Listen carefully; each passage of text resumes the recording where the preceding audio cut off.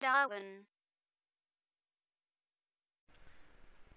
Dans cette formation, nous allons voir ensemble comment personnaliser précisément l'aspect des différents liens hypertextes présents sur votre page web.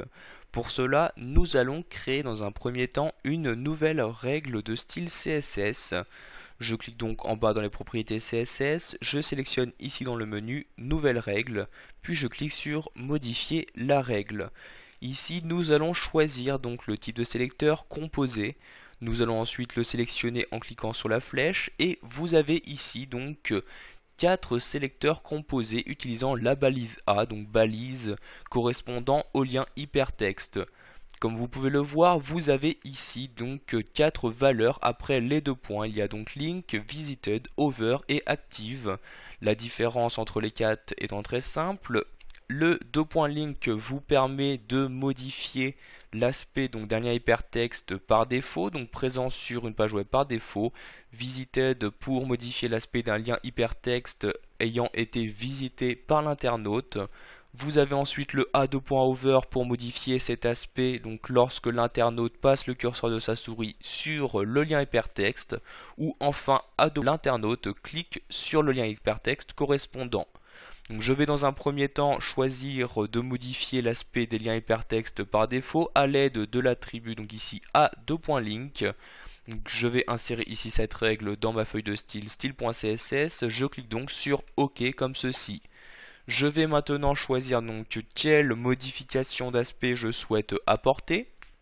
Par exemple, par défaut, je souhaite donc qu'ils aient une certaine police. Je clique donc ici sur la flèche des polices et je vais par exemple utiliser cette police-ci.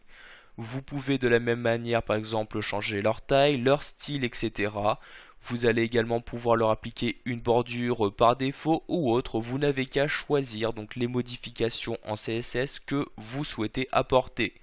Vous cliquez ensuite sur OK afin de valider vos changements. Maintenant, si je descends, vous pouvez donc bien voir ici qu'il y a bien une différence de police maintenant entre mes liens hypertextes et l'intégralité donc de mon autre texte.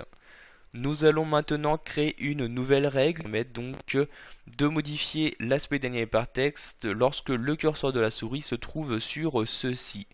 Pour cela, donc je reclique sur la flèche et je sélectionne nouvelle règle, puis je clique sur modifier la règle. Ici, je vais donc choisir A2.over, puis je clique sur OK pour créer la règle.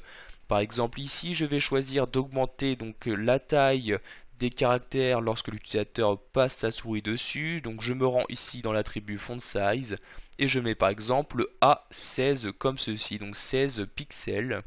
Je vais également choisir de les mettre en gras. Je clique donc sur la flèche et je sélectionne ici bold comme ceci. Vous pouvez donc également choisir de leur appliquer une bordure. Donc par exemple ici une bordure solide comme ceci, ayant donc une valeur de 1 pixel. Je clique ensuite sur OK pour valider mes changements. Nous allons maintenant donc afficher un aperçu dans Firefox. Pour cela, j'appuie sur la touche F12. J'enregistre bien évidemment les modifications. Maintenant, je descends dans ma page et lorsque, vous voyez ici, je passe le curseur de ma souris sur le lien hypertexte, vous pouvez voir qu'il y a bien donc les modifications choisies, donc l'augmentation de taille des caractères ainsi qu'une bordure. Donc tout simplement lorsque l'utilisateur passera le curseur de sa souris sur le lien hypertexte. Voilà, vous avez maintenant la possibilité de personnaliser précisément l'aspect de vos différents liens hypertextes présents sur votre page web.